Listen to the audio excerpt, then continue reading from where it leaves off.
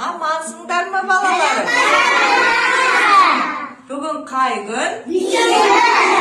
Аптаның бейсенбісі. Ерте тыңдауға келдіңдер ма? Мен сендерге бүгін өте қызық ертек алып келдім. Тыңдауға дайынсыңдар ма? Ертегінің аты Қызыл телпек деп аталады.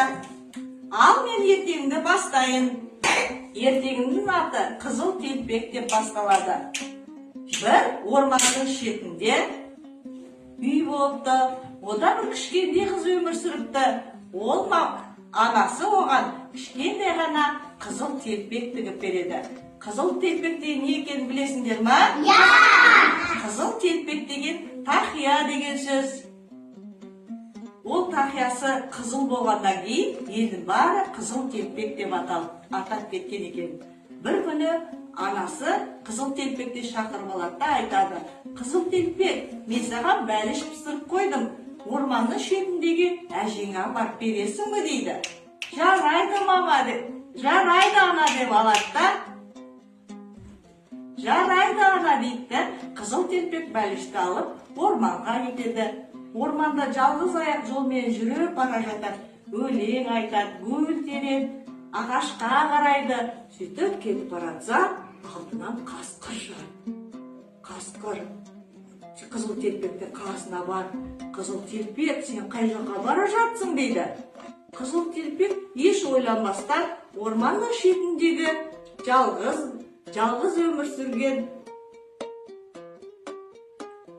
әжеме бара жатырмын дейді. "Әжем қаяқта тұрады?" деп сұрап алады. "Әжем анау орманның шетінде" дейді. "Жарайды онда, сен бара бер" дейді. Қасқыр айласын асыру үшін орманның арасымен, қызыл телпектен бұрын жету үшін орманның арасымен әжесіне барады. Қызыл телпек тағы да онда: "Әже, неге құлағыңыз дәу?" дейді.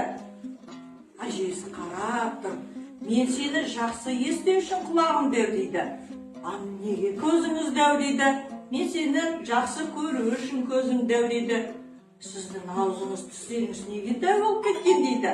"Сені жақсы көріп, сіздің аузыңыз неге дәу?" дегенде қасқыр айтады: "Сені ап деп жеп қойсын" деп қызыл телпекті қасқыр жеп қояды екен. Сөйтіп қасқыр ішінде болып кетеді, далаға шығып, ары қарап, бері қарап, дем алу үшін жерге жатып ұйықтайды. Ормандан бір отыншы келе жатып, қасқырдың жатқанын көріп қалады. Ішінде болып жатқаннан кейін ол сезіп қояды. Келеді да, отыншы келеді да, қасқырдың ішін жарып жібереді. Жарып жіберсе, әжесі мен қызы қызыл телпек аман-есен шығады. Сонымен ертегі осымен аяқталады.